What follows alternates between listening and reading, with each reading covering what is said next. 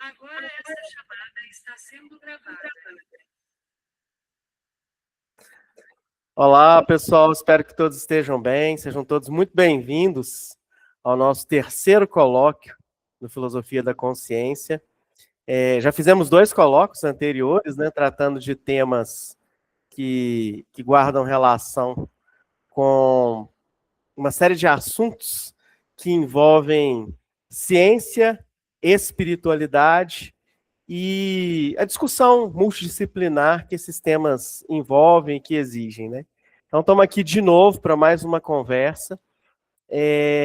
Nós, provavelmente aí, vocês que estão vendo esse vídeo no YouTube, a gente agradece demais a audiência de vocês aqui, então a gente pede que vocês curtam, que vocês compartilhem, que vocês ativem o sininho para receber as notificações do nosso canal. E para esse terceiro colóquio, né, para essa reunião que a gente está aqui de novo, a gente tem o nosso companheiro aí, Alexandre Exaembra. A pronúncia é essa mesmo, Alexandre? Tá certo? Pode ser. Pode ser aí, eu acho que não é, hein? Acho que mandei mal aí Exaembra. O H aí tá puxando pro R. Muito bom. E o Alexandre, que é um companheiro nosso aí de outros colóquios, sempre participando ativamente, trocando ideias com a gente lá no grupo do WhatsApp. O Alexandre também é um estudioso desses assuntos, e a proposta de hoje, para fazer essa conversa conosco, é falar um pouquinho de mecânica quântica, geometria, frequência e essência. O Alexandre vai trazer o assunto para a gente, vai expor conosco essa oportunidade de assunto. E aí, na sequência, assim que ele terminar a sua exposição, a gente para esse vídeo, né, e começa uma segunda parte em que a gente vai debater os assuntos com perguntas livres que a gente quiser fazer. Inclusive, eu já digo a todos aqui que estão conosco, pode perguntar à vontade, porque o Alexandre sabe muito, tem a oportunidade de tirar todas as dúvidas. Perguntem tudo que vocês quiserem sobre o tema, e acumularam de perguntas nos últimos 20 anos. Mas, a partir desse momento, falando sobre mecânica quântica, geometria, frequência e essência, a palavra é sua, Alexandre. Fica à vontade. Vamos lá. Bom, boa noite para quem está participando ao vivo aqui com a gente, quem está assistindo a gente pelo YouTube, boa noite, boa tarde, bom dia.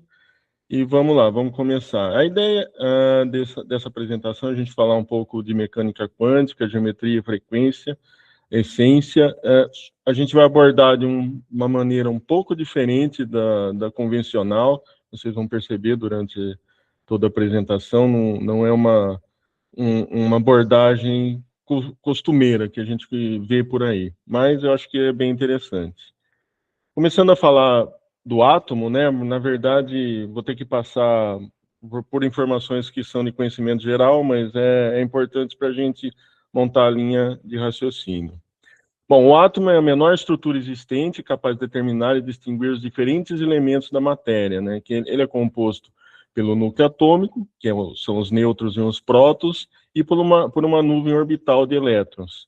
O tamanho do átomo pode variar um pouco de acordo com o número atômico, mas em média o diâmetro dele é de 1 vezes 10 a menos 10 metros, que é décimo de bilionésimo de metro. Aqui a gente tem uma representação clássica do átomo, e eu tentei desenhar aqui uma estrutura real aproximada, que tem um núcleo e essa nuvem de elétrons aqui, tá? Praticamente a massa do átomo está localizada no núcleo atômico, já que o que existe de massa nos elétrons é desprezível, então a gente não chega nem a considerar para o cálculo de massa de um átomo. O diâmetro médio de um núcleo atômico é de 1 vezes 10 a menos 14 metros, que dá 1 centésimo de trilionésimo de metro. O que faz a gente perceber a grande diferença entre o diâmetro de um núcleo atômico e o próprio átomo, né? E mesmo sabendo que os átomos têm formas instáveis devido às flutuações quânticas da nuvem de elétrons, podemos considerar como premissa que essas estruturas são esféricas, tanto o átomo quanto o núcleo atômico. Então, para a gente poder calcular o volume de um átomo e do núcleo atômico, a gente pode usar o volume de uma esfera, o cálculo de volume de esfera mesmo, tá? Aqui a gente faz, então, eu fiz aqui, montei um cálculo aproximado do volume do núcleo atômico e o volume de um átomo. O volume do núcleo atômico, fazendo toda essa operação matemática, a gente chega em 5,236 vezes 10 a menos 43 metros cúbicos. E o volume do átomo é 5,236 vezes 10 a menos 31 metros cúbicos também. Para que a gente faz esse cálculo? Qual o objetivo desse cálculo? A intenção aqui é justamente descobrir a proporção volumétrica de massa em um átomo. Então, calculando essa proporção volumétrica, a gente chega a um resultado de 1/1000º, de 1/100º de bilionésimo por cento. Isso quer dizer que esse é o volume de massa existente efetivamente num átomo. Isso mostra que o volume ocupado pela massa é insignificante dentro do átomo, e que basicamente os átomos são compostos por campos eletromagnéticos e as flutuações quânticas dos próprios elétrons. Como tudo é constituído por átomos, incluindo o nosso planeta e nós mesmos, logo tudo é basicamente formado por força eletromagnética. Então a intenção aqui é justamente entender qual é o percentual de massa dentro de um átomo. E, por consequência, tudo que existe. Então, usando essa proporção, para a gente ter uma ideia melhor, a melhor compreensão dessa proporção, temos aqui alguns exemplos. O planeta Terra, ele seria quase do tamanho de 4 torres Eiffel, se a gente considerasse só a massa que consta dentro de um átomo. É mais ou menos, para dar um exemplo, assim, se você pegar um copo de água do mar e destilar essa água, o que sobra ali são sais. É mais ou menos esse conceito que eu usei aqui. Se a gente retirar dos átomos toda a força eletromagnética, deixando só a massa existente no núcleo atômico, o que sobraria de massa, o planeta Terra teria essa dimensão. E a nossa Lua seria um pouquinho maior que a Torre Eiffel, para a gente entender o tamanho reduzido que existe de massa efetivamente na matéria. E quanto ao ser humano, qual seria essa proporção? Seguindo a mesma lógica, se hipoteticamente separássemos toda a força eletromagnética dos átomos que compõem os nossos corpos, seria possível alocar toda a massa existente no volume de apenas uma célula. Então, por exemplo, uma pessoa de 1,80 m, de uns 80 quilos, o corpo dela inteiro é força eletromagnética, e o que sobra de massa efetivamente caberia dentro de uma única célula, toda a massa de um corpo. Isso prova que a gente é força eletromagnética, basicamente. A massa existente em nosso corpo é insignificante. Eu chego a brincar assim que um vidente que vê um espírito, o que o espírito vê? Ele vê outro espírito, porque estão em frequências diferentes, mas a visão é relativa. Um vidente que está vendo o espírito que está vendo o vidente vê outro espírito, porque, na verdade, os dois são feitos de energia, basicamente. Aqui vamos falar um pouco do campo de Higgs. O campo de Higgs, a gente vai descobrir o que dá massa aos prótons, nêutrons e elétrons, porque aquele residual de massa que existe nos átomos, da onde vem? Então, basicamente, prótons e nêutrons são compostos de conjuntos de 3 quarks. Prótons possuem 2 quarks up e 1 quark down. E os nêutrons é o contrário, 2 quarks down e 1 quark up. Aqui tem um exemplo de um próton, com 2 quarks up e 1 quark down. Quarks e elétrons são partículas classificadas como férmions, que são partículas que adquirem massa, responsáveis pelo aquele volume de 1/10 de bilionésimo por cento encontrado nos átomos. Ok? Entretanto, os férmions se comportariam apenas como energia, caso não interagisse com o campo de Higgs. Esse campo é formado pelos bósons de Higgs, que permeiam todo o universo. Dessa maneira, poderíamos dizer de forma metafórica que toda a matéria existente é energia coagulada. Quer dizer, além de o nosso corpo ser basicamente feito de força eletromagnética, o que sobra de matéria ali, na verdade, é energia também. Não deixa de ser. É uma energia que, graças ao campo de Higgs, se transforma em matéria, em massa. Curiosidade, né? O bóson de Higgs recebeu até o apelido de partícula de Deus por compor o campo de Higgs que está presente em todo o universo, proporcionando a característica de massa aos férmions que compõem os átomos de toda a matéria. Aqui a gente tem uma ilustração que mostra como que funciona o campo de Higgs. Não é exatamente assim, é uma ilustração, mas dá para a gente ter ideia. Então a gente tem o conjunto dos bósons de Higgs formando o campo de Higgs, e ali o fóton, que é, na verdade, um outro bóson, ele passa pelo campo de Higgs intacto, então a energia dele é preservada, não tem ganho de massa nenhum. Um elétron tem menor redução de energia e menor ganho de massa. E o quark ele tem uma maior redução de energia e maior ganho de massa. Mas, de novo, repetindo, o campo de Higgs é que é o responsável por dar característica de massa para essas partículas. Se não fosse o campo de Higgs, tudo seria energia. Vou falar um pouquinho da teoria das cordas agora. Então, indo um pouco mais a fundo, temos a teoria das cordas, e por meio de equações matemáticas, mostra que todas as partículas existentes, tanto os bósons como os férmions, são cordas de energia que vibram em diferentes frequências. Isso aqui, eu tentei desenhar uma corda vibrando aqui, vale uma corda vibrando, então vocês imaginem uma corda vibrando aqui. As várias frequências vibracionais determinam o comportamento de cada partícula, formando então elétrons, muons, taus, quarks, os quarks up, down, top, bottom, os neutrinos, fótons, gluons, bósons, W, Z e o Higgs. Então, todos eles são formados, na verdade, por cordas de energia. Assim, a formação de algumas dessas partículas nos proporciona a existência dos átomos, que, por sua vez, formam a matéria que conhecemos. Porém, além da dimensão temporal, para que seja matematicamente estável, a teoria das cordas necessita de dimensões espaciais adicionais, as três que conhecemos. Alguns físicos, como Edward White e Brian Greene, entre outros, descrevem as dimensões extras como dimensões compactificadas em escalas minúsculas, próximo ao comprimento de Planck, que é 1,6 vezes 10 a menos 35 metros. E para isso utilizam modelos de calabial. São esses desenhos bonitos que a gente tem aqui, são os modelos de calabial que eles trabalham, eles existem em mais do que as três dimensões. E é exatamente nessa questão, nesse ponto, que a proposta para a existência de outras dimensões espaciais da teoria das cordas impõe um certo dogmatismo. A gente é obrigado, vamos dizer assim, a engolir isso.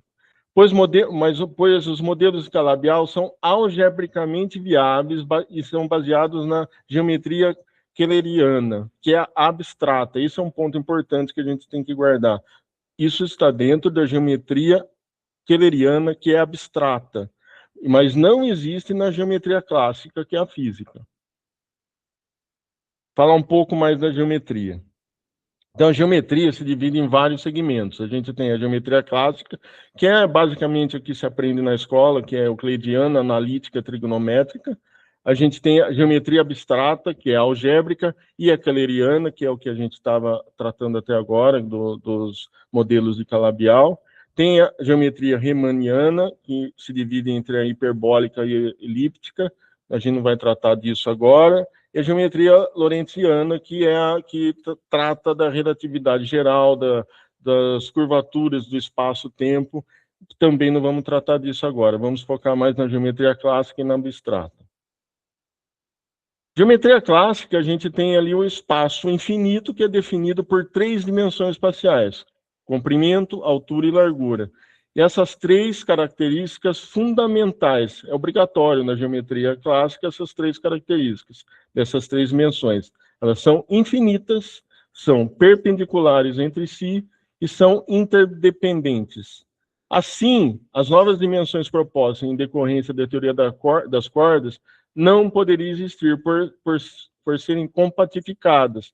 Então, ela não atende a características de ser infinita.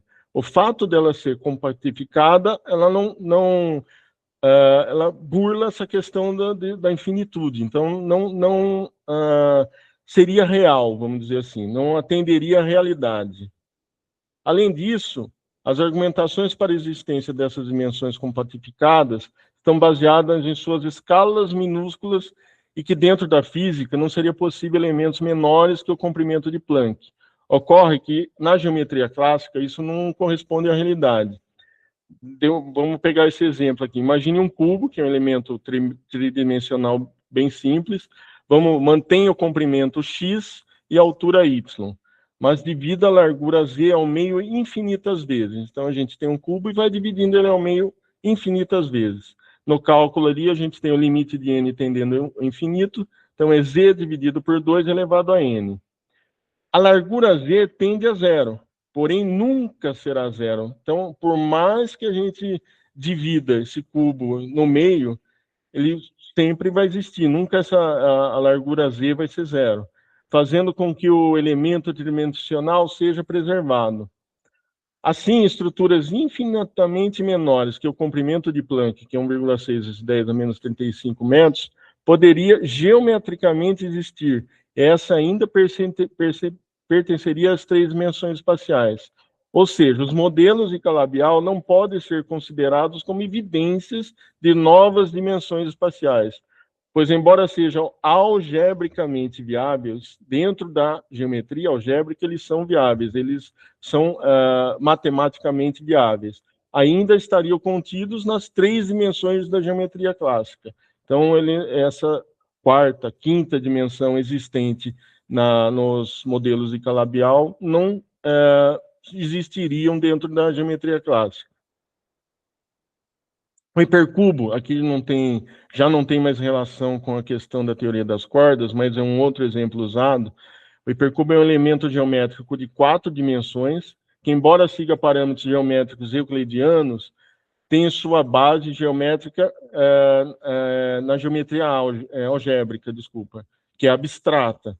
Então, alguns físicos, como os Carl Sagan, buscam explicar a existência de uma 4ª dimensão usando o hipercubo como exemplo. Então, aqui a gente tem lá o comprimento x, a área x ao quadrado, o volume x ao cubo e o hipervolume, que é dentro da geometria abstrata, x à quarta. Entretanto, ao analisarmos a 4ª dimensão do hipercubo, podemos ver que essa interfere diretamente na continuidade das dimensões presentes na geometria clássica, que é a física, o que torna essa proposta inválida. Ou seja, sua validade algébrica não faz com que seja viável na realidade física. É uma realidade só algébrica, pois a 4ª dimensão proposta interfere na perpendicularidade das demais. O hipercubo também é viável na geometria clássica por apresentar fator nulo e não fator neutro. Vou dar uns exemplos bem simples sobre isso, como é considerado nas demais dimensões espaciais. Então, um exemplo simples. Se viajarmos a uma velocidade de 100 km por hora em uma estrada reta por 4 horas, quantos quilômetros teremos percorrido? O cálculo é simples, é o 100 vezes 4, 400 quilômetros. Mas ninguém faz o cálculo dessa forma, mas o y e o z estão contidos ali de forma neutra nesse cálculo. Por quê? Porque não nos importa a espessura do asfalto, que é y, e nem mesmo a largura dessa estrada z. Então, na prática, não executamos o cálculo de y e z, mas eles estão presentes como os fatores neutros. Então, multiplica por 1, chega no mesmo lugar. Um outro exemplo, se for necessário pintar uma parede de 6 metros de comprimento por 3 metros de altura, qual é a área que precisamos pintar? Também não nos importa a largura da parede Z. Então, mais uma vez, a gente chega à conclusão dos 18 metros quadrados, tendo Z como uma dimensão neutra, não entra no cálculo. Ela está ali como o 1, que é o neutro, mas a gente acaba não calculando na prática. Porém, ao acrescentarmos mais uma dimensão, a 4ª dimensão, essa não seria neutra, e sim nula, pois ela é abstrata e não faz parte da realidade física. Então, qual é o volume de uma piscina de 5 metros de comprimento, 4 metros de largura e 2 metros de profundidade? Se eu acrescentar a 4ª dimensão, eu vou zerar esse cálculo. Ó, note que ao acrescentarmos a quarta dimensão, que é nula, não chegaremos aos 40 metros cúbicos existentes na piscina. Assim, a inclusão da quarta dimensão faz com que o sistema colapse. Carl Sagan usa a metáfora sugerindo que poderíamos existir em um universo bidimensional, sem conhecer uma terceira dimensão. Ocorre que isso seria geometricamente impossível, pois se tornássemos a terceira dimensão nula, também levaríamos o sistema ao colapso. É um outro exemplo aqui. Qual é a área de um terreno de 20 metros de comprimento por 10 metros de largura? Se a gente considerar o Z como uma dimensão nula, o sistema colapsa também, ó, e chegaríamos a 0 metros quadrados. Dessa forma, a exclusão da terceira dimensão faz que o sistema colapse. Por que é muito importante a gente ter essa clareza do que é um resultado algébrico do que um resultado geométrico? A álgebra, ela tolera muito mais do que a geometria, do que a parte física real. Então, nesse exemplo simples aqui, ó, podemos observar como soluções algébricas viáveis não encontram a mesma condição na geometria clássica que a física. Imagine que você precisa encontrar o valor de x para o seguinte retângulo, com a área de 40 metros quadrados. Usando a matemática algébrica, a gente tem duas respostas para isso, é 4 e menos 10. Os dois resultados dão 40.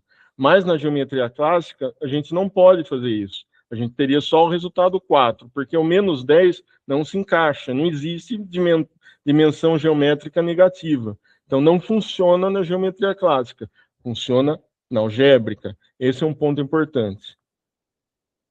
Então, podemos concluir que soluções dentro da geometria abstrata, embora matematicamente viáveis, reais, não correspondem necessariamente às soluções da geometria clássica, ou seja, não encontram respaldo na realidade física. Podemos concluir também que as três dimensões espaciais são apenas conceitos humanos para entendermos a posição, direção, velocidade, aceleração, entre outras grandezas da física, mas que, na realidade, é possível reduzi-las a apenas uma das condições para a existência, é o espaço. A gente só precisa do espaço. As três dimensões é uma convenção humana para cálculos, para realmente a gente definir posição, direção, que são as grandezas físicas, mas o espaço é único, é uma condição apenas. Falar um pouco da frequência agora. Voltando à teoria das cordas, sabendo que essa requer outras dimensões espaciais para manter a estabilidade da matemática e assegurar a existência de várias frequências vibracionais das cordas de energia, devemos mudar a forma de analisar essa questão. Hoje é feito assim, né? A gente deve mudar isso. Não podemos buscar novas dimensões espaciais para acomodar essas várias frequências vibracionais. Devemos acomodar essas várias frequências vibracionais para encontrar novas dimensões espaciais. Na ciência, já sabemos como grandezas oscilatórias se comportam, como podemos analisá-las graficamente, tendo a radiação eletromagnética como um dos exemplos mais claros.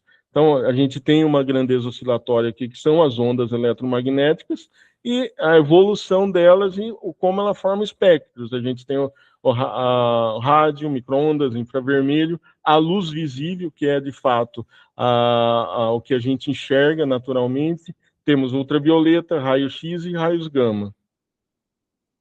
Com exceção da luz visível, os demais aspectos dessas faixas de frequência da radiação eletromagnética só foram desvendados pela ciência em nossa história recente. Hoje temos absoluta certeza de sua existência por seus efeitos e aplicações. Então, hoje a gente sabe da existência da frequência do rádio ouvindo rádio. A gente tem a prova cotidiana disso. Micro-ondas, se você aquecer uma refeição no micro-ondas, você sabe que existe essa frequência também, esse espectro. Mesma coisa acionando o controle remoto da TV para o infravermelho, sofrendo queimaduras de pele no sol para ultravioleta, realizando exames médicos com raio-x, utilizando reatores nucleares, a gente tem os raios gama. Mas a humanidade mesmo, a capacidade humana de ver, de enxergar, é só a luz visível, só o espectro da luz visível. Outro exemplo de grandeza oscilatória é o som. por meio das ondas sonoras, a gente tem, então, infrassom, som audível e ultrassom. O ser humano é capaz de perceber o som entre 20 Hz e 20 kHz. Se você pegar um estádio de futebol em final de Copa do Mundo, ele pode chegar a uma potência de 110, 120 decibéis. Uma turbina de avião, se você estiver muito próximo, aquilo está a 130 decibéis. Porém, se a frequência tiver, vamos lá, 30 kHz, a gente não escuta nada, absolutamente nada. Você até sente aquela vibração, sente um certo mal-estar, mas não escuta nada. Então, o infrassom e o ultrassom estão em espectros totalmente nulos para o ser humano. A gente não consegue detectar, mas eles existem. As ondas sonoras também contam com espectros não audíveis pelo ser humano, mas que podem ter sua existência confirmada, inclusive por suas aplicações. Então, é aquilo que eu estava falando, o infrassom, a gente tem a detecção de terremotos e atividades vulcânicas, então a gente até tem a utilidade para eles, e ultrassom, exames médicos, radares de navegação, enquanto que o ser humano só percebe aquela faixa de som audível. Então, por que as várias frequências vibracionais das cordas não repetiriam esse fenômeno? As vibrações das cordas podem se manifestar em espectros diferentes também, os quais não são percebidos diretamente por nós, que estamos em uma determinada faixa de frequência vibracional, que é o nosso espectro percebido. Então, é um gráfico similar, onde a gente tem as ondas vibracionais das cordas, a gente tem o espectro percebido e os demais faixas, os demais espectros que estariam em outra condição. Assim como uma mesma nota musical apresenta oitavas diferentes, as vibrações da corda podem repetir condições para a existência dos bósons e dos férmions em outros espectros, não percebidos por nós, levando as outras condições existenciais para átomos e matéria. Então, um mesmo átomo, na mesma composição que existe aqui no nosso espectro percebido, pode existir em outros espectros também. Não é uma exclusividade nossa a matéria, os átomos, os líquidos, os gases, os sólidos, eles existem em todos esses espectros, só não são percebidos por nós aqui, porque nós estamos dentro do nosso espectro. Um exemplo aqui, se fosse possível alterar a frequência vibracional das cordas de todas as partículas que compõem esse átomo de ferro, que é um exemplo, ao ponto que elas mantivessem todas as suas características, porém em outro espectro de existência, com certeza esse átomo de ferro continuaria existindo de forma exatamente igual. E para isso seria preciso um espaço tridimensional, como o que percebemos em nosso espectro. Dessa forma, todas as características e regras da geometria clássica continuariam em voga. O que eu estou fazendo aqui para o pessoal do espiritismo é desencarnando um átomo de ferro, basicamente, levando ele para um outro espectro. É claro que isso é impossível, mas é só para dar um exemplo. Devemos entender, então, que não existem outras dimensões espaciais além das três que conhecemos na geometria clássica: comprimento, altura e largura. Mas o que existe, na verdade, são frequências vibracionais diferentes, formando espectros existenciais distintos, que permitem a condição de outros estados para o espaço da geometria clássica: comprimento, altura e largura, que não interferem geometricamente entre si. A lei da impenetrabilidade da matéria formulada por Newton mereceria um acréscimo importante, então. Dois corpos distintos não podem ocupar o mesmo lugar no espaço ao mesmo tempo e no mesmo espectro. Podemos considerar as ondas vibracionais das cordas como a quinta dimensão existencial, no qual tudo e todos estão submetidos. Nossa existência deve ser definida por coordenadas pentadimensionais. Hoje a gente nós entendemos que somos quadridimensionais, mas somos, na verdade, pentadimensionais. Temos lá o comprimento, altura e largura, que define o espaço, que é o onde.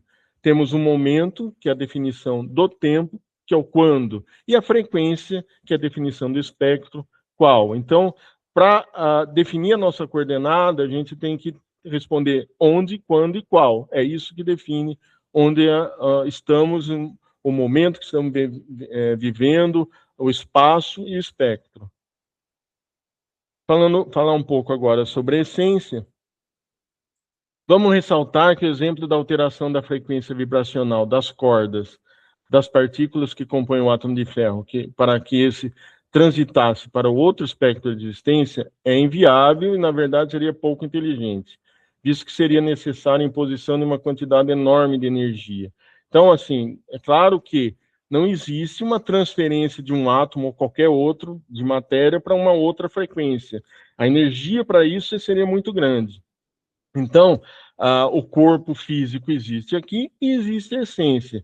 Então, a natureza fez com que tais transições pudessem acontecer de forma mais simples e econômica. Apenas a essência de indivíduo faz a transição entre os espectros, por meio da modulação de sua frequência vibracional. A essência é a energia existencial de um indivíduo, e essa tem a propriedade de transitar entre os espectros vibracionais da existência. E como provar a existência da essência? A ciência ainda está engateando no que diz respeito à mecânica quântica. Um exemplo é, embora exista dúvida sobre não exista dúvida sobre a existência da força gravitacional, ainda não foi possível sequer comprovar a existência dos bósons ligados a essa força, que são os gravitons. A gente tem os outros bósons que comprovam, por exemplo, a força nuclear forte, são os gluons, a própria força eletromagnética, a gente tem os fótons, mas a força gravitacional, sabemos matematicamente da existência dos gravitons, mas ainda não conseguimos comprová-los. Temos muito ainda a evoluir, a entender a ciência e a mecânica quântica. Assim, o que temos são fortes evidências da existência da essência, que podem ser verificadas por exemplos de relatos consistentes de QMs e FCs. Os próprios relatos comprovam isso. Então, essa mudança de frequência é o que acontece nesses experimentos, nessas experiências de QMs e FCs. Talvez com o avançar da ciência seja possível identificar os elementos quânticos, quais são os bósons ligados a essa energia que é a essência, e a mecânica envolvida na capacidade dessa realizar a transição entre os diferentes espectros da existência. É importante entender que a essência não é a consciência. De forma metafórica, poderíamos dizer que o corpo físico seria o hardware, a essência seria o software, e todo o conhecimento, os sentimentos, as informações existenciais que o indivíduo carrega, seriam os dados trabalhados nesse software. Assim, toda consciência está contida em uma essência, mas nem toda essência tem consciência. Por que isso? Um animal, uma planta que a gente chama que morre, a sua essência continua também, e ela também é transferida para uma outra frequência. Mas isso é feito de forma inconsciente. Por isso que ela tem uma essência, mas ela não tem consciência. A consciência é nossa, é do ser humano. Por fim, podemos ter certeza de nossa imortalidade, pois o que chamamos de morte é apenas a transição de nossa essência entre os espectros diferentes da existência. A essência não morre, ela apenas conduz a consciência por diversos espectros, para que essa se manifeste por meio de corpos transitórios e perecíveis. Isso que é importante a gente guardar. Se você quiser descobrir os segredos do universo, pense em termos de energia, frequência e vibração. Essa é uma frase atribuída a Tesla. Não sei se realmente é dele, mas eu acho que faz muito sentido para tudo que a gente estava conversando e o que a gente pensa a respeito de tudo isso. É isso. Obrigado, gente.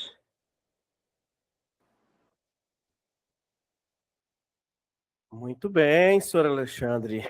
Sensacionais aí os conhecimentos trazidos.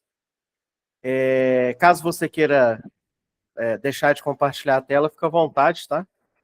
É só clicar ali no ícone, que aí eu vou te colocar aqui novamente como fixado aqui na conversa. Então, Alexandre, muito obrigado por essa primeira exposição. Como eu estava dizendo, as informações são altamente relevantes, cadenciadas, lógicas. E aí, com essa afirmativa e conclusão aí do Nikola Tesla, a gente encerra essa primeira parte, né, esse primeiro momento de conversa. E agradecendo imensamente pelas informações trazidas, pela clareza da exposição. E aí, a partir desse momento, encerrando esse primeiro instante aqui da nossa conversa, a gente, então, começa a dar início à segunda parte aí do nosso colóquio. Então, muito obrigado a todos que estiveram conosco aí nessa primeira parte. Agradecemos imensamente. Se vocês estiverem nos assistindo pelo YouTube, pedimos que não se esqueçam de curtir, compartilhar, ativar o sininho para receber as notificações e ajudar a gente a crescer cada vez mais nesse canal e a produzir conteúdos que agradem vocês cada vez mais. Muito obrigado, pessoal, e um forte abraço. Bora lá. Pessoal, começamos então a segunda parte aqui da nossa conversa, a parte das perguntas, né? A parte do debate. Eu só anotei aqui umas 5 ou 6 perguntas, mas acho que o André deve ter anotado também algo desse tipo. Então, oficialmente, como se trata de um colóquio, né, começamos agora esse debate, a abertura para essas discussões. E eu lembro aqui que, como nós vamos colocar esse conteúdo no YouTube, nós vamos colocar esse conteúdo para uma visualização pública, todas aquelas pessoas que se manifestarem fazendo perguntas, automaticamente estão concedendo o direito de imagem para que a gente possa postar essas, ou cortes, eventualmente, que a gente faça, ou continuidade aqui do trabalho. Então, todos que queiram perguntar, fiquem à vontade. A gente pede que, para facilitar o processo, se vocês puderem usar essa mãozinha que aparece aí no aplicativo de vocês, né, para a gente poder ordenar a fila. E eu gostaria de começar essa conversa, né, começar esse bate-papo nosso, fazendo uma pergunta aqui para o Alexandre, e que eu gostaria que o Alexandre explorasse do ponto de vista não só dogmático, mas também técnico, dentro daquilo que ele entender mais adequado. Alexandre, por que você acha que hoje, né, e aí é interessante quando a gente vê a construção histórica da teoria das cordas, quando que aparece a proposta, quando que aparece a possibilidade de se discutir a matéria sobre a ótica da teoria das cordas, desde esse momento que surge, né, o processo de pensar a matéria como uma corda que vibra em direções diferentes, por que além do dogmatismo puro e simples, tá? A gente até conversou um pouquinho antes disso, antes da gente começar aqui a gravação. O que hoje, principalmente, os teóricos da física utilizam de argumento para rejeitar a teoria das cordas? Então, além daqueles, claro, que só buscam mesmo rejeitar, porque são fisicalistas e vão dizer que a matéria é o que existe pronto e que nada vai além disso, no seu entendimento, o que mais hoje leva à rejeição da teoria das cordas por grande parte da academia? Bom, acho assim, acho que não é nem o processo de rejeição da teoria das cordas, eu acho que é a interpretação da teoria das cordas que é o maior problema.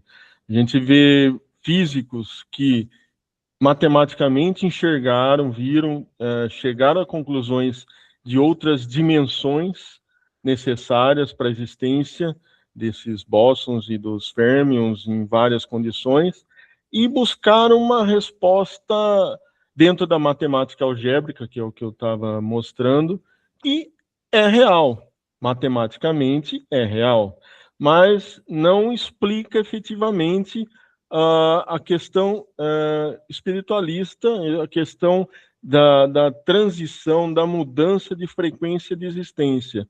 É uma tentativa, vamos dizer assim, de enquadrar tudo dentro do materialismo, é mostrar que uma resposta keyleriana, que está dentro da geometria algébrica e dentro uma resposta matematicamente viável, é o suficiente para dizer, não, temos uma quarta dimensão, uma quinta dimensão aqui.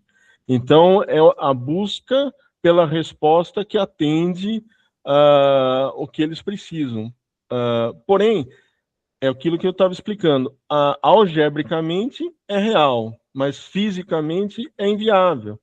O que se torna viável é justamente essa condição das três dimensões que existem mesmo, comprimento, altura e largura, trabalhar em frequências diferentes que elas não interferem uma na outra, que é a base da existência. Mas o que leva, basicamente, que acho que é a sua pergunta, a eles agirem dessa forma, ou pensarem dessa forma, basicamente é a busca por uma resposta materialista. Perfeito. André. Pois eu, assim, tava me lembrando aqui na hora que você fala a respeito dos convencionalismos, né? Tava me lembrando muito do Henri Bergson, porque ele trata um pouco dessa mesma questão, dessa mesma crítica, no livro dele, A Evolução Criadora. Ele, inclusive, aborda o tempo lá como duração, e ele faz várias críticas à ciência, ao modo como lidam com a ciência, né?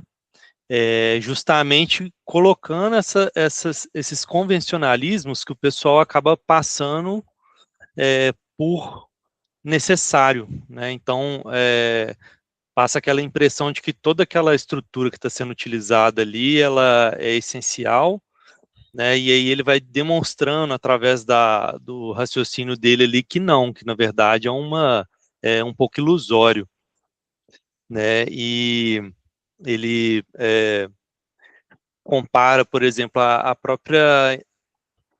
o próprio mecanismo da inteligência como se fosse uma fotografia, né? Você faz uma fotografia das coisas e analisa, né? E a dinâmica da ciência, né? Ela fotografa e analisa, né? Agora, eu fiquei curioso com um ponto, quando você falou a respeito você deu o exemplo lá de desencarnar um átomo de ferro, né? André, cortou um pouquinho, se puder voltar a pergunta, eu Ah, perdi. tá, beleza. Estão me ouvindo? Agora sim. Tá.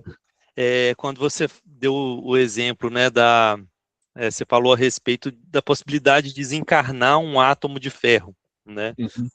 E aí você falou que, claro, precisaria de muita energia, mas aí a minha questão é, hipoteticamente, isso seria possível? Você falou, né, que seria, assim, praticamente seria impossível, né, porque dependeria de muita energia, mas então, hipoteticamente, isso seria possível? Você consegue explicar ou falar um pouco mais a respeito dessa possibilidade hipotética? Porque acho que isso toca um pouco algumas coisas que eu fiquei pensando aqui. Vamos lá.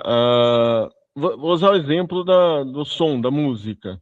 Você tem uma nota musical que assim que você dobra a frequência, você eleva a frequência dela, você mantém a mesma nota, só que ela está em uma outra frequência. É o mesmo conceito. Você sobe uma oitava numa nota musical, você muda ela de frequência, mas ainda é a mesma nota. É a mesma questão. Um átomo de ferro, ele é composto ali pelos quarks, pelos elétrons, na quantidade exata, os gluons que mantêm aquele núcleo unido, toda a estrutura atômica está ali formado por partículas que vibram nessa frequência. Se você, de novo, eu falo isso hipoteticamente porque é inviável pela questão de energia você conseguir alterar a frequência de todas essas cordas com a condição de elas se manterem como uma nota dó se mantém uma nota dó, ela se manter também um bóson de um gluon, vai se manter um gluon, um férmion ali, que é sei lá, um quark, um elétron, vai se manter na mesma condição, na mesma quantidade, eu só estou fazendo a transferência desse átomo, dessa frequência, para uma frequência acima ou abaixo, não sei, aí depende. Mas é o que seria o desencarnar desse átomo, vamos dizer assim, uma forma metafórica seria desencarnar esse átomo. Mas o que eu estou fazendo é levando esse átomo para uma frequência que seria imperceptível para a gente que está aqui, porque nós estamos na nossa frequência, eu levaria esse átomo para uma outra frequência. É importante, assim, entender, existe muito misticismo nisso, de achar que na outra condição pós-morte, não gosto dessa palavra morte, porque morte não existe, mas na outra condição não existe matéria, ela existe, está lá da mesma forma que aqui, só que em outra condição. Lá existem átomos, lá existem moléculas, existem líquidos, gases, da mesma forma. Eu costumo até brincar assim, 1 metro cúbico de água aqui, se você conseguisse fazer essa transição para lá, ele continuaria sendo 1 metro cúbico de água lá também. Então, é uma questão de frequência mesmo. O exemplo da televisão é excelente. Assim. Você tem uma televisão, você muda de canal, você assiste programas diferentes. Eles não têm interferência entre eles. E a televisão é a mesma, ali está lá no mesmo lugar. Mas, assim, a imagem, a sua percepção daquilo que está passando em determinado canal, você não vai ter a do outro, você vai ter só daquele que você está vivenciando. É a mesma coisa que acontece com a nossa existência. É por isso que eu falei também de um vidente que vê um espírito. O espírito, a questão relativa, o espírito está vendo o vidente, ele está vendo um espírito também. Para ele, o vidente é que é o espírito. Uhum. Ele, na condição dele, ele está lá, a matéria, ele pega no braço dele, se chegar um outro espírito do lado dele, ele cumprimenta, dá a mão, abraça. É essa questão de frequência. As frequências são diferentes da matéria, mas a matéria não deixa de ser matéria, não deixa de ser tridimensional por causa disso. Interessante, interessante o exemplo que você usou da música, né? E assim, para mim fica claro que é uma questão mesmo de, eu não sei nem se eu posso chamar assim, mas de forças, né? De alteração no, sei lá, Na no campo frequência, da a frequência. frequência. E eu tinha já preparado até uma pergunta aqui que eu acho que já acabou entrando, porque aí entrando um pouco no campo, que eu estava pensando nessa pergunta, e agora eu já estou pensando nos exemplos da televisão que você deu, da música e tal, mas eu tinha escrito aqui, né, existe algum tipo de experimento ou condição ou indício que aponta essa alteração espectral? Então, assim, você acabou já dando os exemplos, né, que eu acho que... Agora, André, a maior experiência, a maior evidência clara disso são as EQMs, FCs. Uhum. Para mim, é o mais claro, a maior evidência é essa. E aí depois eu vou voltar no Henry Bergson, mas eu vou passar a palavra, eu acho que alguém levantou a mão aí, se eu não me engano. Aí, se quiser, acho que foi o Estácio, né? Na verdade, foi um comentário que o Estácio fez aqui, que ele vai levar essa pergunta para fazer para o próprio espírito lá no centro dele. Legal. Legal. É interessante validar a informação que ninguém está vivendo, né? Então, perguntar para quem está lá, né? É verdade, cara, é uma boa. Mas assim, eu tenho uma pergunta aqui também, André, para poder pegar um pouco a vibe desse assunto aí. Pessoalmente, achei fantástica a apresentação, Alexandre.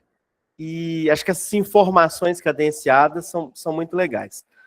Trazendo um pouco mais para a prática do dia a dia da maioria das pessoas, né?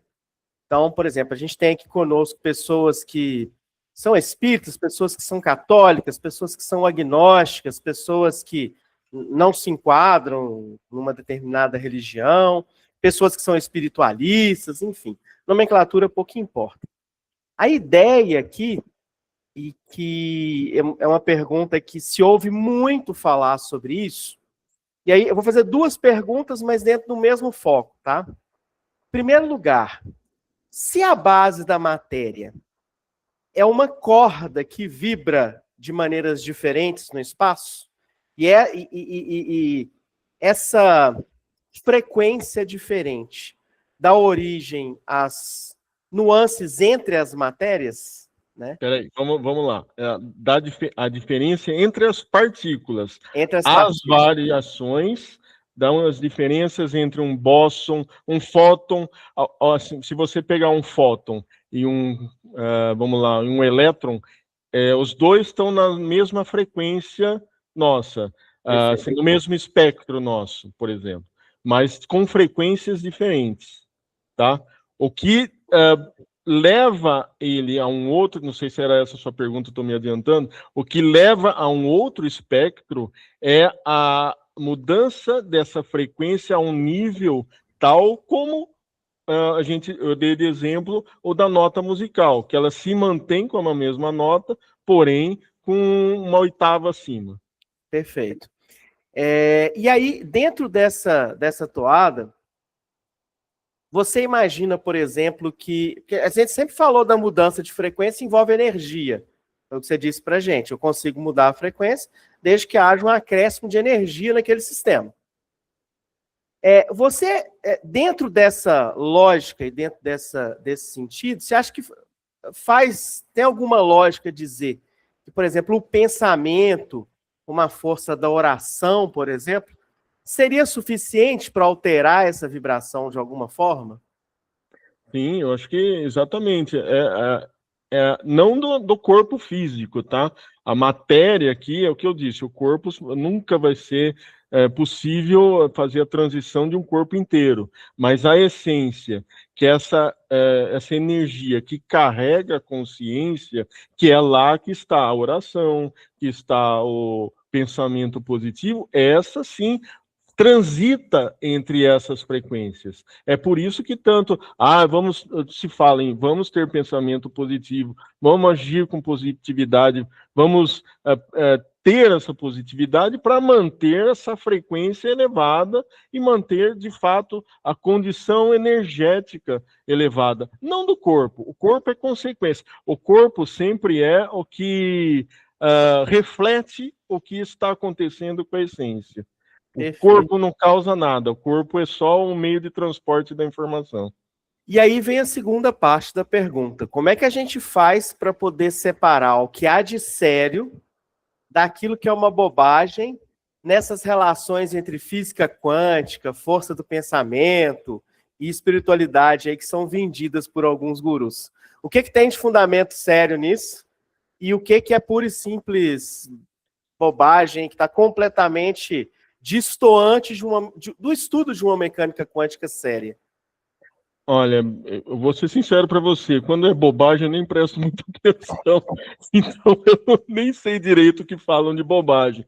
Mas existe muita questão, você vê cursos, já vi isso, cursos de, vamos alinhar o seu corpo quântico. Tem umas coisas que você ouve que é o corpo quântico. As pessoas não sabem o que é um bóson, não sabem o que é um férmio, não sabem o que é uma frequência, e quer dar cursos a respeito disso. É ali que mora a bobagem, eu acho. Mas, sinceramente, eu nem dou muita atenção. A hora que eu vejo que está nessa toada, eu corto logo, eu pulo, vou para a próxima. É interessante, né? A gente até comentou no último colóquio sobre uma obra muito interessante, né? E que fala justamente da construção dessa ideia neuro no mundo e como que isso foi feito a partir da cultura norte-americana em alguns aspectos e quais eram os objetivos disso, né?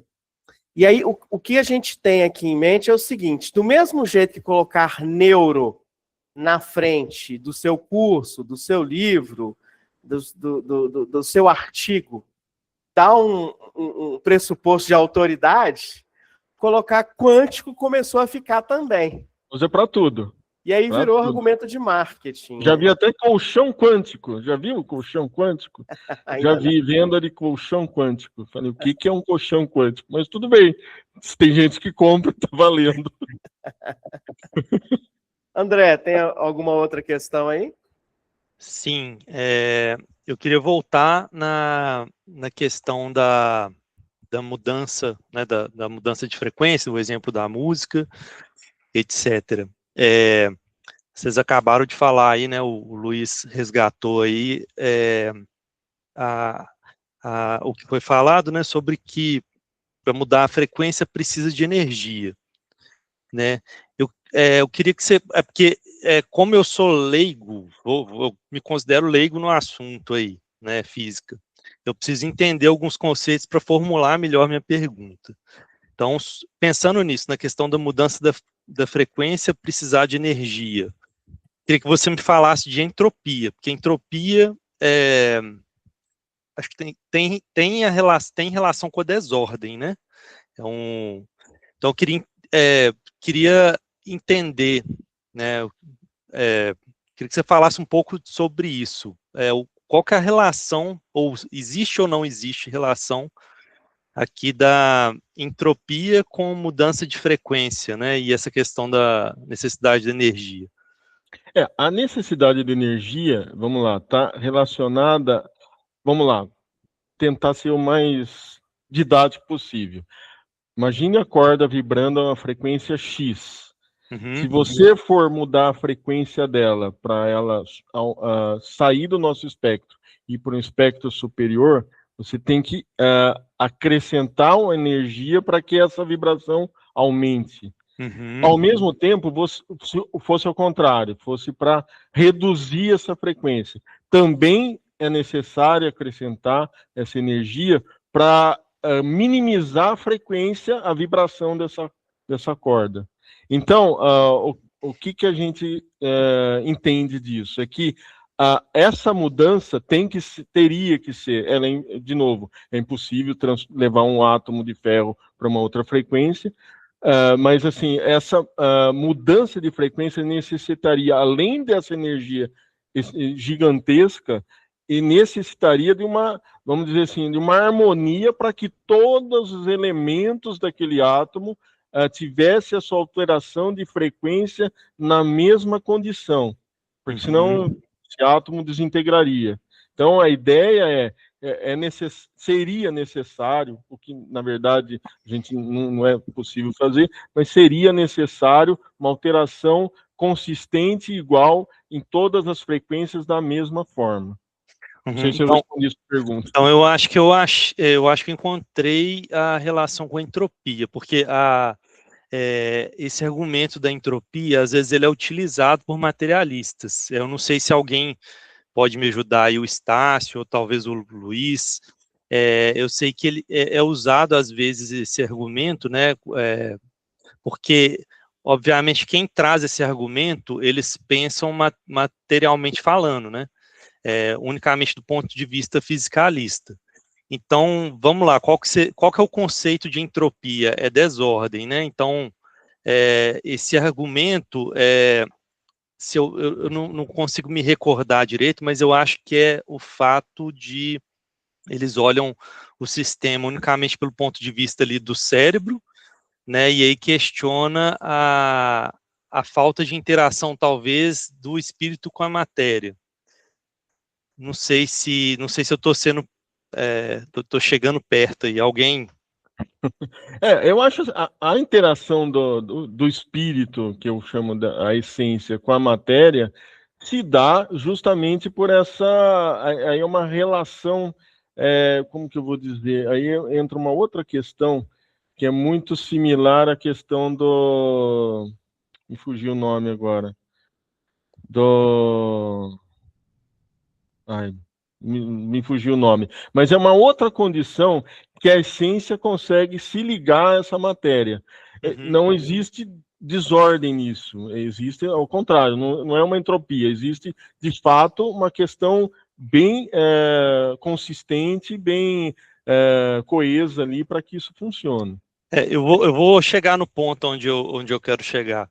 É porque, pensando, voltando lá no Bergson, né, e aí talvez por isso que eu precisava de entender melhor o conceito aqui de entropia, mas ele começa o livro dele, que chama Matéria e Memória, fazendo uma afirmação muito interessante. Ele fala assim, a memória é o espírito.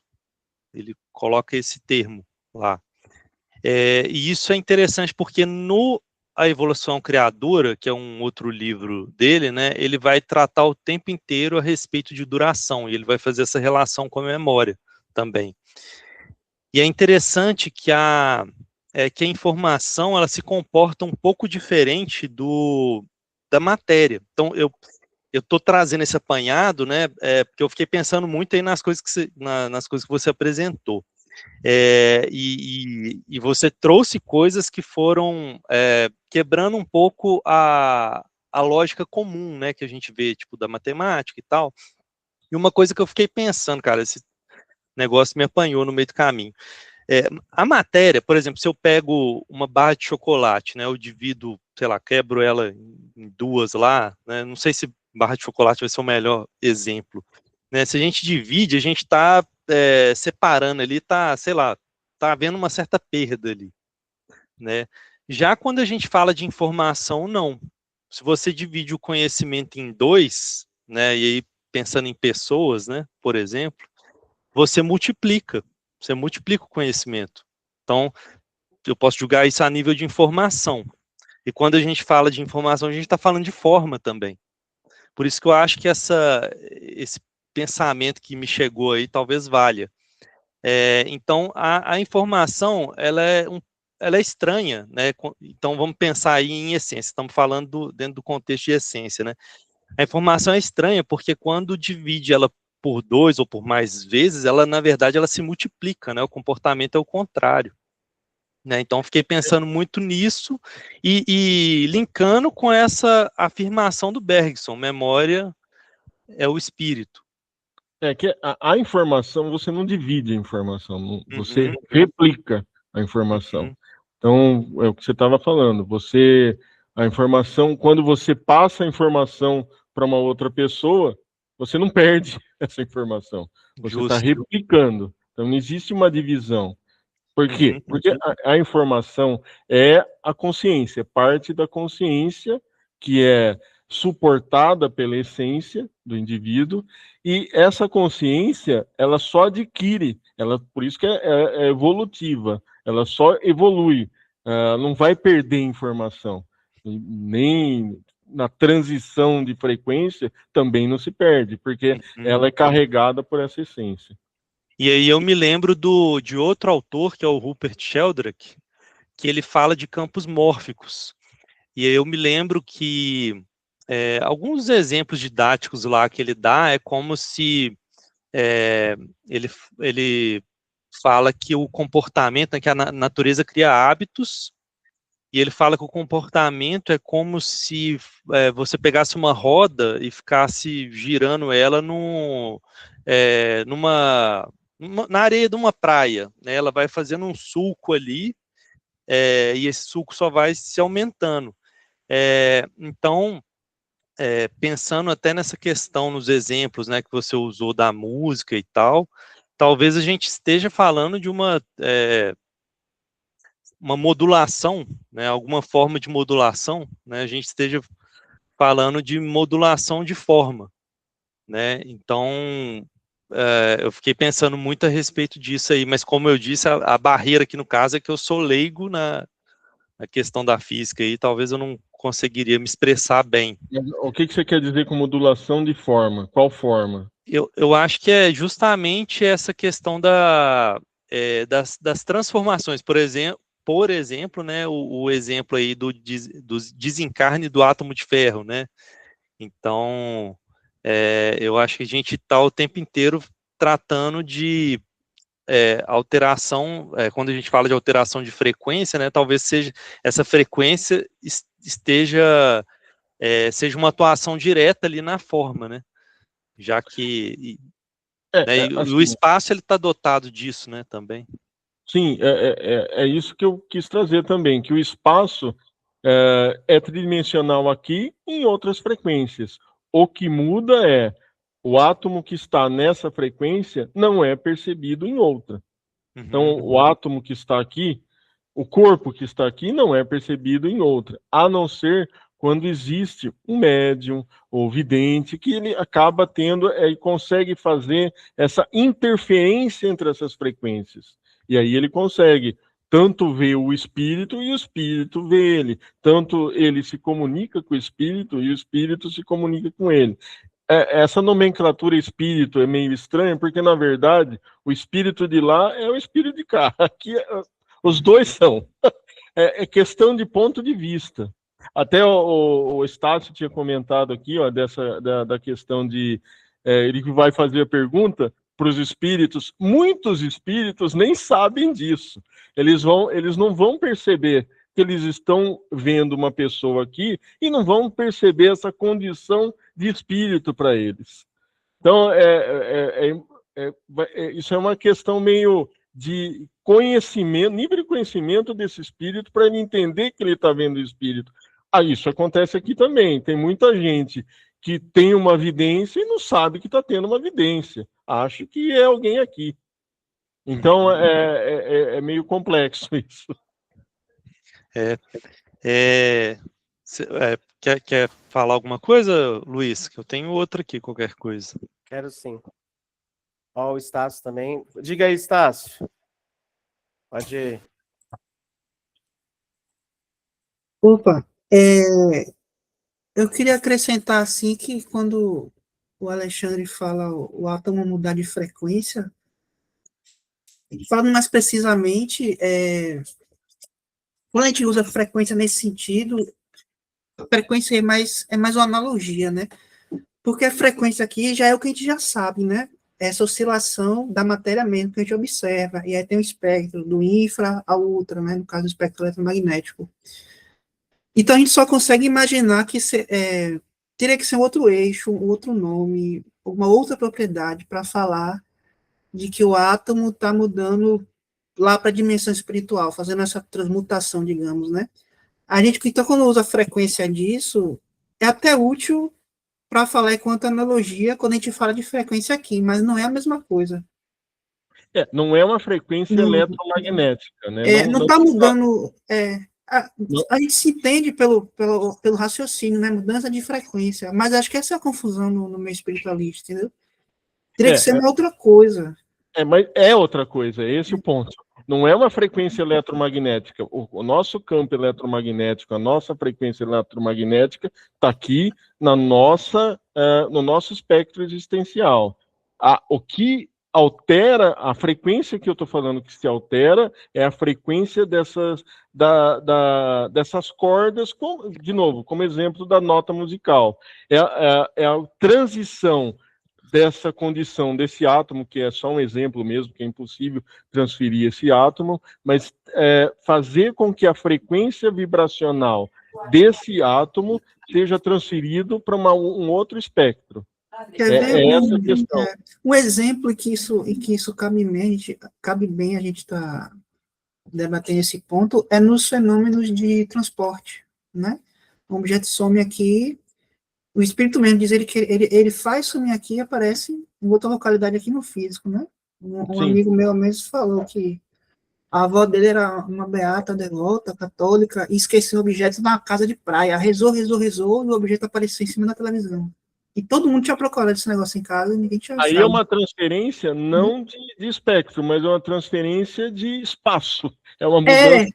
Aí a gente usa frequência para entender analogamente. Mas não é que ele estava vibrando no infra e mudou para outra vermelha. Vou passar aqui, desculpa. Vou fechar aqui. A questão espectral da frequência eletromagnética é só um exemplo mesmo. Não é exatamente a questão da força eletromagnética, do campo eletromagnético. É a frequência das cordas mesmo, do que compõe a matéria. O que é importante Isso é a essência de tudo. É a gente saber que a nossa matéria aqui, a matéria que existe aqui, existe lá. Eles também têm água lá, também tem oxigênio, tem hidrogênio, forma água, tem todos os componentes que estão aqui, estão lá. Na mesma quantidade, talvez não, nas mesmas densidades, talvez não, porque estão num nível de frequência diferente, mas assim, aquilo que eu falei, um metro cúbico de água aqui é um metro cúbico de água lá. E o que muda é essa frequência de existência da matéria. Eu cheguei a ver uma vez uma pesquisa, o problema eu não lembro agora, mas uma pesquisa, ela atingia um átomo, uma partícula com determinada quantidade de energia, esse átomo desaparecia. Ela retirava isso, o átomo aparecia, ou a partícula aparecia novamente. Então, ele conseguia, e na época não explicaram isso, ele conseguia fazer o átomo, a partícula desaparecer e reaparecer.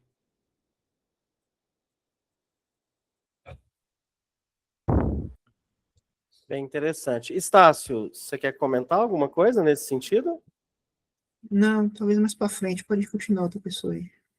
Perfeito. Mas assim, Alexandre, em linhas gerais, aproveitando inclusive as considerações que o Estácio fez, quando a gente fala de frequência diferentes, nós estamos falando de frequência de vibração das cordas, não é isso? Sim, não estou Sempre falando de... das cordas. A frequência de vibração do campo do campo eletromagnético é que dá os espectros de ultravioleta, raio-x, é outra questão. Eu estou falando das vibrações das cordas, que é o componente básico da matéria. Perfeito. Dentro dessa teoria, que faz bastante sentido para a gente. Pegando um gancho um pouquinho nisso aí, eu vi que você mostrou para a gente, dentro da teoria das frequências, uma série de espectros. E mostrou o quanto nós somos limitados para perceber determinados espectros. E um dos exemplos aí bem interessantes, em relação ao recebimento de frequência, é justamente o rádio, né?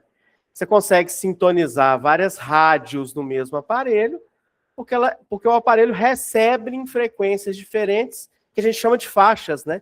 E o rádio que a gente está acostumado a usar tem no máximo AM e FM, mas as ondas de rádio pegam desde HF, né, de ondas médias, ondas curtas, até micro-ondas. A gente tem telecomunicações em micro-ondas, né? Inclusive tem antenas que se você passar na frente, você torra. Isso é de conhecimento humano e tem uma série de estudos nesse sentido da radiodifusão. Mas o que eu queria te perguntar é se dentro dessa teoria das frequências, a gente pode incluir em algum lugar, em algum extremo, provavelmente, o pensamento. A gente sempre fala que, para os fisicalistas, o pensamento seria tão somente um produto do cérebro, e ponto. Eu consigo medir ali no cérebro, né, através de exames de ressonância, através de equipamentos específicos, eu meço aqueles fenômenos cerebrais e, com base nisso, consigo mapear o que seria o pensamento no cérebro.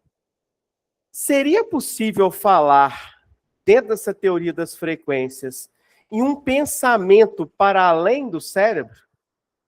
Além do cérebro físico, propriamente dito? Fenômenos de telepatia, fenômenos, né, de percepção do pensamento de uma pessoa a outra, fenômenos relatados, por exemplo, de um espírito que consegue saber o que o encarnado estaria... Relatos, né, desculpa. De espíritos que saberiam o que um encarnado está pensando. Seria possível a gente falar numa frequência do pensamento para além do cérebro? O cérebro, na verdade, ele só é o instrumento que expressa o pensamento. O pensamento não está no cérebro. Embora se detecte as frequências cerebrais, tudo aquilo nada mais é do que resultado, é a consequência do pensamento que está na essência, e não no cérebro. O cérebro só reflete. O pensamento, voltando àquele exemplo que eu tentei dado, vamos lá, o corpo humano é o hardware, seria um computador, a essência é o software, seria aqui o PowerPoint que eu usei para fazer a apresentação, e o conteúdo que eu apresentei, usando o PowerPoint, que é a essência, seria a consciência, o pensamento. O conteúdo, ele é a informação, aquilo que eu estava comentando com o André, que a gente nunca divide. Você não divide informação, você replica informação. Então, o exemplo que você estava dando de telepatia, ele está muito próximo de um funcionamento do entrelaçamento quântico, que é outra questão de partículas que podem estar à distância de uma galáxia uma da outra, e você consegue fazer alterações nessa partícula e ela replica na outra que está do outro lado. Por quê? Porque elas estão entrelaçadas. A distância entre elas não interfere nisso. É mais ou menos esse o funcionamento de uma telepatia. Ele funciona mais ou menos com essa mecânica. Não é uma coisa assim, vamos dizer assim, comprovada pela física quântica, porque a física quântica nem vai atrás disso, mas a mecânica é mais ou menos essa. Agora, o pensamento, o conhecimento, ele é o conteúdo dessa consciência que está nessa essência. Vamos dizer assim, essa essência é a energia que contém esse pensamento, esse conteúdo, essa consciência. Não sei se eu consegui te responder.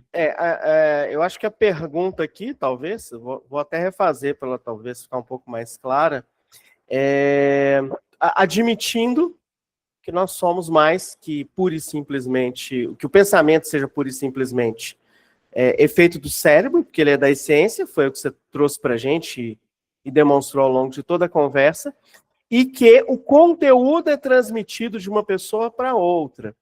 Do mesmo jeito que eu transmito uma onda de rádio entre a torre e um equipamento que vai receber, onde estaria, talvez, nessa teoria das frequências, o pensamento que levaria o conteúdo de uma ponta a outra?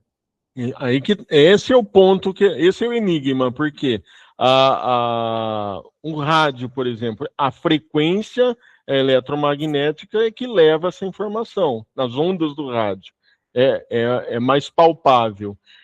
Por isso que eu estou falando, o pensamento entra muito mais numa questão do entrelaçamento quântico, que não existe nenhuma ligação física, não existe até a própria distância entre essas duas partículas, elas não interferem, mas por elas estarem entrelaçadas, o que acontece aqui acontece lá.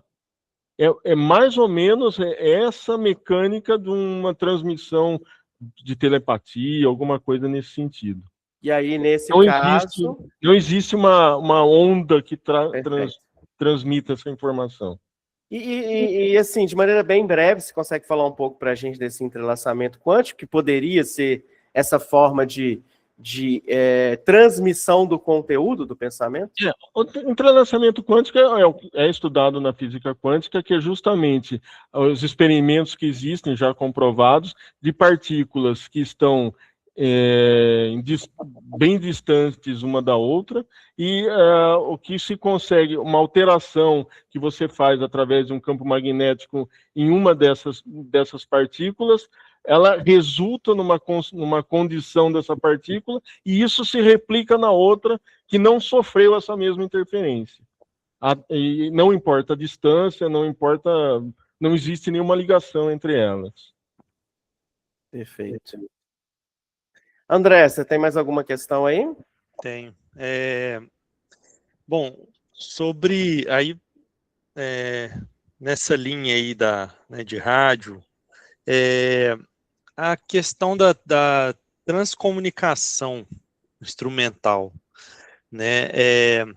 Qual que é você consegue falar qual que é a dificuldade que existe, né, hoje? Porque a gente vê alguns experimentos de transcomunicação instrumental, né? E E assim, às vezes a gente ainda não consegue, né? Não tem assim uma comunicação muito perfeita, né? Então tem de imagem, né? A gente consegue obter isso.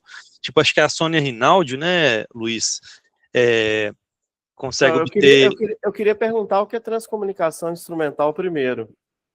Porque muitas pessoas aqui não fazem a menor ideia do que seja o conceito, né? Bom, quer falar, André? Eu vou complementar aqui, porque aí fecha tudo. Mas sim, Sônia Rinaldi é uma das pesquisadoras. Isso, ela consegue, tipo, imagens em TV, então imagens, né, figuras, né?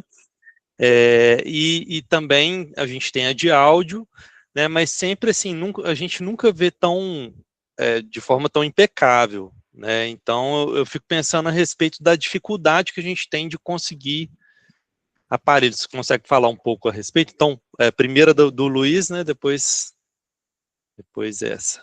Bom, a transcomunicação instrumental nada mais é que a comunicação com esses outros espectros de frequência, os espíritos, por meio de aparelhos eletrônicos. Começou com gravador de fita cassete mesmo, que, se não me engano, eu não lembro quem foi um alemão que ele foi gravar passarinhos e saiu vozes na gravação dele. Foi alemão.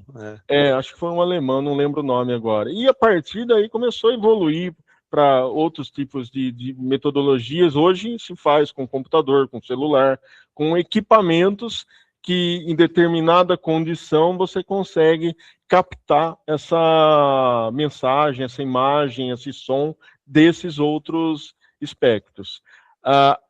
Respondendo a sua pergunta, André, toda a dificuldade está aqui, não está lá. Eu uso exemplo assim, é como você ter um celular extremamente moderno, último modelo, e você quer ligar para alguém que está lá no meio do Amazonas com um radinho de pilha. O radinho de pilha não vai pegar o sinal do seu celular, por melhor que ele seja. Então, a dificuldade está aqui, na nossa recepção, que está toda a interferência, toda a má qualidade de imagem, má qualidade do som. E como que basicamente isso funciona? Eles de lá têm os equipamentos que conseguem interferir nas nossas ondas, por exemplo, se a gente for falar de som, nas ondas sonoras aqui, de captação de um aparelho de gravação ou de imagem, para que reproduza essa imagem. Mas o sinal sai limpo de lá. Chega aqui, a nossa recepção é muito ruim. Por isso que a gente ainda tem muito que evoluir nessa questão. Até porque acho que todos os instrumentos aí que são utilizados, né, a princípio, pelo menos, foram construídos para lidar com esse espectro, né, que a gente está. Foram construídos para lidar com a matéria. Então, o rádio ali, ele foi desenvolvido para aquilo. Justamente. Então, assim, realmente, é por isso até que precisa de adaptação, mas se ele não foi desde a origem projetado para aquilo, né, já tem aí um dificultador. Exatamente. A gente não está preparado, a gente não tem a tecnologia adequada para receber toda essa informação de forma limpa, vamos dizer assim. Uhum. O pioneiro da transcomunicação foi Friedrich Jungesson. Isso, exatamente. Era alemão ou suíço? Não lembro agora.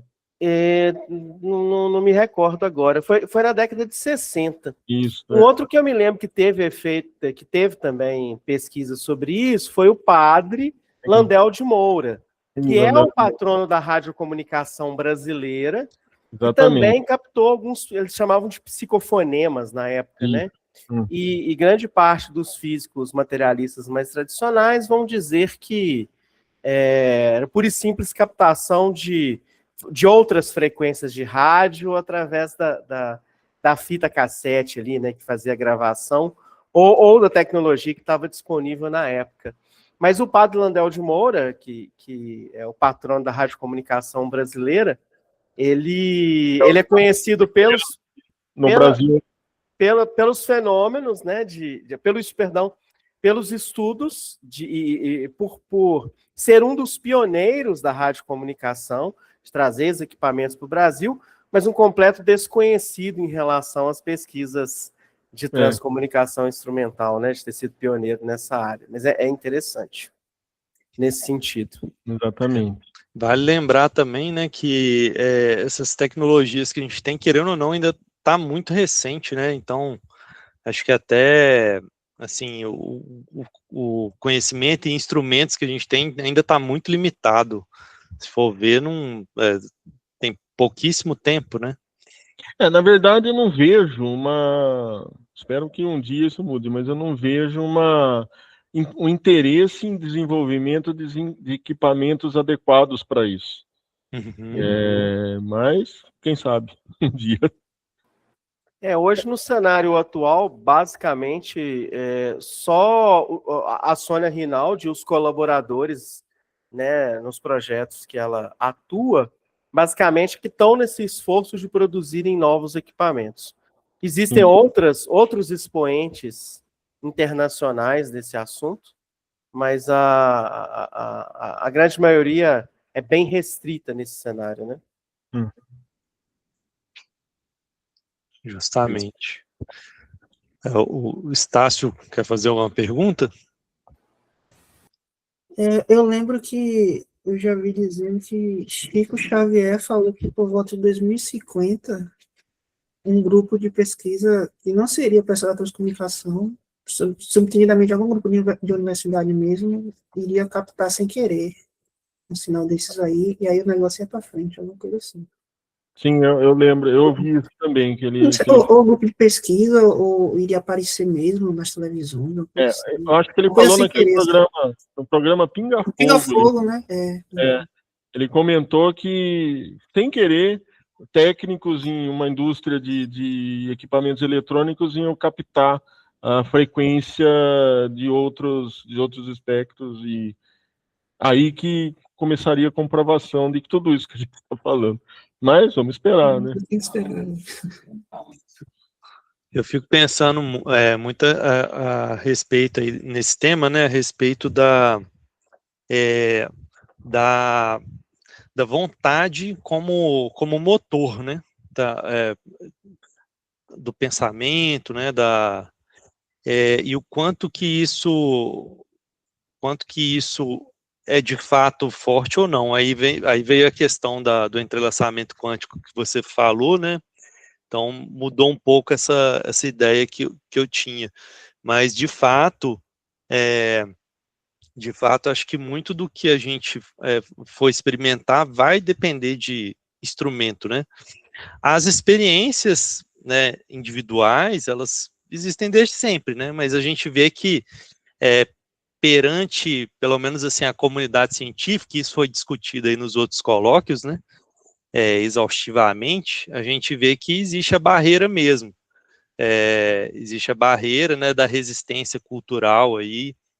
Então, assim, até que exista esse interesse, né, a gente realmente vai ficar só, praticamente, né, só dependente aí das intervenções e experiências que a gente consegue obter com o próprio indivíduo, né, ou com as pessoas, né, mas em questão de instrumento, está melhorando, né? Está melhorando, que a gente já tem até bastante universidade até interessada nisso, mas precisa de investimento, né? Para poder chegar a tecnologias que possam sondar isso melhor, né? Tem uma questão bem interessante, André, que é a seguinte: do nosso lado, nós temos que tomar muito cuidado para não gerar um espiritualismo ou um dualismo promissório. Porque uma das coisas que a gente mais critica é justamente o materialismo promissório. O cérebro é o centro de tudo, mas a gente vai provar isso mais para frente. Então a gente tem que tomar muito cuidado para não incorrer no mesmo erro epistemológico, né? Na mesma falácia, de dizer assim, olha, é comprovado que existem essas experiências, mas a gente só vai provar isso mais na frente. Não. estamos avançando para poder chegar nesse ponto, né, Alexandre? A dificuldade disso é a seguinte: eu tenho as minhas experiências e eu não tenho dúvida. Acho que vocês têm as de vocês e não têm dúvidas. Mas, assim, eu não consigo provar nada para ninguém, porque, de fato, hoje não existe, não tem a tecnologia que comprove. Então, eu tenho absoluta certeza que a gente vai conseguir provar. Infelizmente, a gente vai ter que prometer. Mas, assim, hoje a gente não consegue, de fato. Não tem comprovação. A gente tem evidências. Evidências tem aos montes. Mas, assim, a comprovação mesmo, a gente não consegue trazer. Eu queria fazer um adendo sobre isso, inclusive, que assim, no caso, né, por que é um pouco diferente aí do materialismo promissório? Porque as evidências que a gente tem, elas já, a conclusão, né, que a gente pode dizer, né, porque não seria correto a gente falar em conclusão, mas essas evidências, elas permitem uma conclusão, pelo menos, que é a de que você precisa investigar mais, né, a questão da consciência.